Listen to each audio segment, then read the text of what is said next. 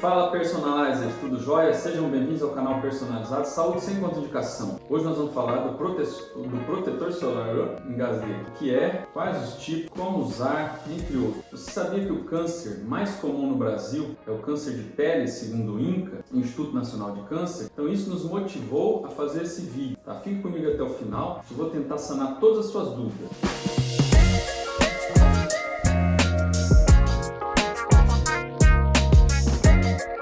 A humanidade tentou encontrar meios para se proteger dos efeitos do Sol há mais ou menos 4.000 anos antes de Cristo, se a gente for olhar nos arquivos. Os egípcios, eles foram uma das primeiras civilizações a usar extratos de arroz com jasmim e tremoço para poder bloquear, o efeito do bronzeamento do sol, Por quê? Mas, se bem que na época, gente, não era tanto pela questão solar, eles não sabiam que o sol era tão nocivo, mas era mais para tentar manter uma pele mais pálida, mais branca, porque eles consideravam isso mais bonito na época, a pele mais clara, mais branca, mais pálida, Não foi em si por proteção, não. Em torno de 800 a 500 anos antes de Cristo, os gregos também costumavam proteger a pele com uma mistura de azeite e areia, enquanto eles treinavam ao sol, praticavam jogos lá, treinavam para as Olimpíadas, isso aí, os Jogos Olímpicos, na época, E o protetor solar químico, ele foi formulado em 1891 pelo alemão Friedrich Hammer, ele usando sulfato de quinina em loção e também pomada, Ele misturou isso e chegou a um protetor solar químico, bem antigo, O químico é bem antigo, vocês vão ver que o físico ele é bem mais recente, Então, os testes para determinar o fator de proteção solar, que é o famoso FPS que a gente conhece, só surgiram em 1956. Então, o FPS veio bem depois e foram aprimorados mais tarde por Franz Greiter, que criou o termo SPF, Sun Protection Factor, ou em português FPS, fator de proteção solar, usado até os dias de hoje, Então, bem moderna essa escala que ele criou. Em 1980, o primeiro filtro UVA surgiu, que foi da avobenzona. Ele entrou no mercado de protetores solares e após esse breve histórico é o que nós vamos começar a falar de fato sobre os famosos protetores solares, Vamos lá. O que é protetor solar? Protetor solar, gente, ou filtro solar, ele pode ser um spray, pode ser um gel, pode ser um creme. Então tem várias formas farmacêuticas, Agora o termo bloqueador solar, ele foi proibido pela Vigilância Sanitária, pela Anvisa, desde 2012. Então, de 2012 para cá, comercialmente não se pode colocar em embalagem nenhuma o termo bloqueador solar. Então, os termos que a gente usa são protetor, ou filtro solar, tá? E bronzeador, gente, ele não é protetor solar, tá? Então, o bronzeador que os dermatologistas detestam, eles têm baixa proteção solar, tem baixo FPS e baixo PPD, apresentando então um risco, à pele. Por isso que os dermatologistas combatem tanto, tá bom, gente? Então, filtro solar ou protetor, ele é um produto de uso tópico, ou seja, aqueles que a gente passar, Toda vez que eu falar aqui no canal tópico é de passar, que ajuda a proteger a pele da radiação ultravioleta e reduz as queimaduras solares e outros danos, causados à pele. Ou seja, vão reduzir o risco de câncer de pele, tá? Já falei que pode ser loção, gel, spray, então tem várias formas aí no mercado, E em relação aos tipos de protetor, basicamente, gente, existem dois tipos, tá? Físico ou inorgânico, ou mineral, tá? Ou químico e orgânico, São sinônimos, químico e orgânico. Então eu vou resumir a físico e químico, tá? Por quê? Porque o físico, o próprio nome já diz, ele faz barreira física contra o sol. O que é uma barreira física? Quando você usa um boné para ir no sol, o que o boné faz? O boné faz barreira física, não é? O sol bate ali na aba do boné e não chega na sua pele, correto? Então isso é uma barreira física. Então tem alguns protetores solares que fazem essa barreira física, tá? Já o químico não, o químico é diferente. Então essa barreira física que eu comentei, que alguns protetores fazem, eles impedem a radiação de chegar até a pele. Geralmente ele é esbranquiçado, vocês podem reparar que ele é um pouco mais, é brancão, esbranquiçado e tal, justamente para fazer essa barreira, tá? E os dois principais representantes dessa categoria são dióxido de titânio e óxido de zinco, tá? E existem alguns bem modernos hoje no mercado, eles são esbranquiçados, mas existem alguns micronizados, então Então é uma partícula branca bem fininha, né? Tem toda uma tecnologia, tá, gente? Já o protetor químico, não. Ele absorve essa energia que chega, né, da radiação ultravioleta e a transforma em uma energia menos potente e prejudicial para a saúde, tá? E os mais famosos aí da categoria são PABA, avobenzona, benzofenona, Eusolex, Tinosorb S, entre vários outros. Tem vários representantes aí nessa categoria.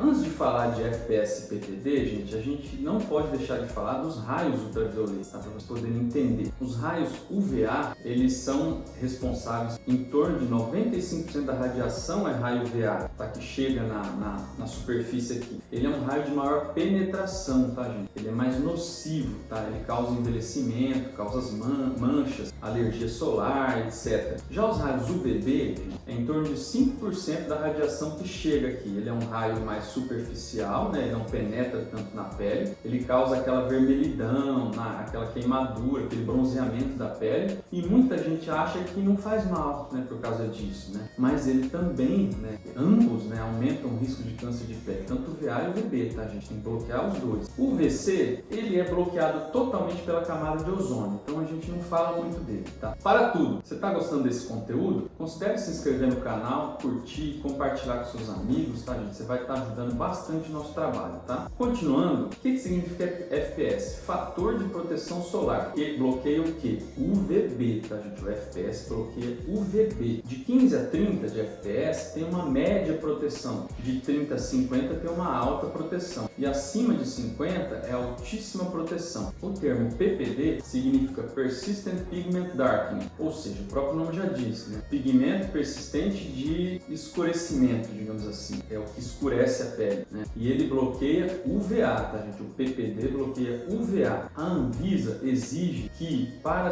o produto ser chamado de protetor solar, ela exige que pelo menos 1/3 do FPS, o PPD seja pelo menos 1/3 do FPS. Exemplo, se o FPS for 30, o PPD tem que ser 10, no mínimo, tá, gente? Ó, vamos pegar aqui como exemplo esse produto aqui da Lorgan. Ó, esse aqui ele é FPS 30, PPD 11, tá? Então, se a gente for olhar pela classificação, ele é uma classificação de média a alta proteção, né? E PPD considerado alta proteção, né? Então, é um produto muito bom, tá, gente? O PPD abaixo de 2, gente, significa que não há proteção, tá? Então o PPD não pode ser muito baixo, né? De 2 a 4 de PPD é uma leve proteção, de 4 a 8 de PPD é uma proteção moderada e de 8 a 16 ou acima disso é alta proteção. Acima de 16 é muito alta proteção, tá? Então a quantidade certa de se passar o protetor solar, segundo a Sociedade Brasileira de Dermatologia, é qual? É de 2 miligramas do protetor para cada centímetro cúbico de pele, né? Agora vamos facilitar esse cálculo para vocês, né? No rosto, na área do rosto toda, é mais ou menos uma colher de chá, tá? Na área do rosto toda. Qual que é a colher de chá? A colher de chá é aquela, gente, tem a colher de café, que é aquela bem pequenininha. A colher de chá é uma colher pequena, mas é uma colher um pouco maior, que é a colherinha famosa da nossa casa. Não tem a menor colher da nossa casa? Geralmente aquela é a colher de chá. Depois vem a colher de sobremesa, que é aquela colher um pouco maior. Depois vem a colher de sopa, né, que é aquela um pouco maior, tá? Então a colher de chá é aquela menor, geralmente a gente usa para bater um leite com Nescau, né, que a gente usa. Então, uma daquela para a área do rosto, uma daquela para a área do tronco frontal, uma daquela de colher também de chá para a área do tronco posterior, braço, uma colher também, outro braço, uma colher também, a área frontal da perna, dianteira direita, uma também, dianteira esquerda, uma, traseira esquerda, uma, traseira direita, uma, tá? Então é isso, mais ou menos para a gente entender a quantidade certa, tá? Lembrando que repassar de 2 a 3 horas depois, tá? O que é importante reaplicar? Porque o protetor ele vai saindo ao longo do dia, a gente vai se coçando, a gente vai suando, a gente encosta assim, a gente faz expressão assim, pega no rosto, então ele vai saindo ao longo do dia. Eu guardei, gente, 2 polêmicas sobre protetor solar agora para o final. Então vamos lá. Primeira polêmica: protetor protetor solar causa câncer? Tem muita gente que fala, né? Tem muita gente que não quer usar porque ouviu falar que causa câncer, não sei o que. Pessoal, protetor solar não causa câncer. Pode usar sem medo, tá? O que acontece, essa informação apareceu porque tem alguns artigos que relacionam a benzofenona 3 com câncer. Vou deixar artigos aí na tela. Existem vários tipos de benzofenona, mas a principal aí é a benzofenona 3, que está relacionada com alguns cânceres. Então, por isso, por que isso acontece? Porque a benzofenona 3 é uma molécula bem pequena, então ela tem uma capacidade de penetração na pele alta, tá? Cai na corrente sanguínea e tudo mais, né? Eu vou deixar uma foto aí da benzofenona 3 em comparação com o Tinosorb S. Ambos são protetores químicos, tá, gente? A diferença é que a benzofenona 3 é uma molécula pequena, vocês vão ver aí na tela, e o Tinosorb S é uma molécula grande. Então o Tinosorb S, que é um outro tipo de protetor solar, Tinosorb S é um nome comercial, tá, gente? Então o nome dele é um nome químico mesmo, é um nome bem complicado, né? Eu não vou nem me arriscar a falar aqui, mas o nome comercial mais conhecido é Tinosorb S, é muito famoso. Olha que molécula grande que ele tem. Então a penetração dele é bem baixa na pele, apesar dele ser químico, tá? Então, por isso, várias empresas estão abolindo a benzofenona 3, tá? E claro, né, que tem que abolir, porque se começa a surgir artigo relacionado ao câncer, muitas empresas tiram ela da formulação acertadamente. Essa é a primeira polêmica. Então, o protetor solar não causa câncer, pode usar sem medo, aliás, tem que usar, tá? Protetor solar pra gente que mora no Brasil não é nem luxo mais, né, gente? É necessidade. E a segunda polêmica, que eu deixei pro final também, é o seguinte: protetor solar versus problema ecológico.